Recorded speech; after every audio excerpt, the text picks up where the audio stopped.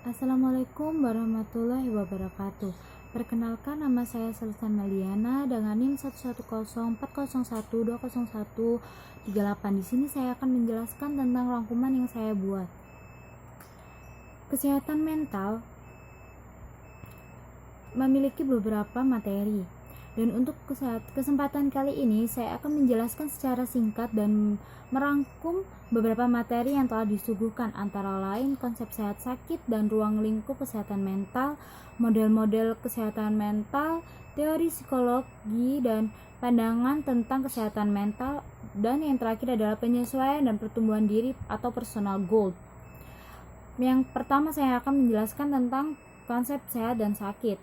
Sehat dan sakit menurut WHO, konsep sehat yaitu WHO mendefinisikan sehat sebagai sebuah kondisi yang lengkap, yaitu sejahtera atau well-being dari segi fisik, mental, dan sosial, dan tidak hanya terbebas dari gejala penyakit. Yang kedua adalah definisi sehat menurut Kemenkes yang tertulis dalam Undang-Undang Dasar Nomor 23 Tahun 1992. Merupakan keadaan normal dan sejahtera anggota tubuh, jiwa, sosial, dan ekonomis. Yang kedua adalah konsep sakit. Pengertian konsep sakit menurut WHO yakni suatu keadaan yang disebabkan oleh bermacam-macam keadaan, bisa suatu kelainan, kejadian yang dapat menimbulkan gangguan, semacam susunan jaringan tubuh manusia dari fungsi jaringan itu sendiri maupun fungsi keseluruhan dari anggota tubuhnya. Yang kedua adalah definisi sakit menurut Departemen Kesehatan adalah seseorang yang dinyatakan sakit apabila ia menderita sakit menahun atau kronis atau gangguan kesehatan lain yang menyebabkan aktivitas atau kerjanya terganggu. Lalu saya akan menjelaskan tentang model-model kesehatan mental.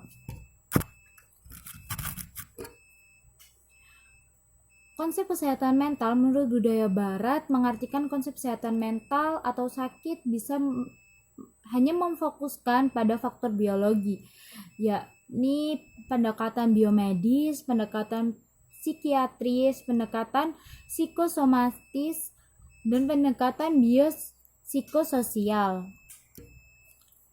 Yang keempat adalah saya akan menjelaskan tentang teori psikologi dan pandangan kesehatan mental. Terdapat 3 teori utama psikologi modern. Yang pertama adalah pendekatan psikoanalisis, yang kedua adalah psikologi humanistik, yang ketiga adalah psikologi perilaku atau behavioristik. Yang kelima atau yang terakhir adalah penyesuaian dan pertumbuhan diri atau personal growth. Saya akan menjelaskan penyesuaian dan pertumbuhan diri. Penyesuaian atau adjustment terdiri dari 3 komponen dasar, yakni diri sendiri, orang lain, dan perubahan. Penyesuaian yaitu suatu variasi dan perubahan dalam perilaku yang diperlukan untuk memuaskan kebutuhan dan menghadapi tuntutan-tuntutan sehingga dapat mendirikan suatu hubungan yang harmonis dengan lingkungan. Dan penyesuaian diri yang tergolong berhasil bisa dikatakan bila mana yang pertama, sempurna memenuhi kebutuhan tanpa melebihkan yang satu dan mengurangi yang lainnya. Yang kedua adalah tidak mengganggu manusia lain dalam memenuhi kebutuhan yang sejenis. Yang ketiga adalah dan bertanggung jawab terhadap masyarakat di mana ia berada. Dan pertumbuhan diri. Pertumbuhan diri merupakan perkembangan dalam arah yang diharapkan atau yang diinginkan. Prosesnya bervariasi, tergantung kebutuhan, nilai-nilai yang dianut, dan perkembangan pada masa lampau.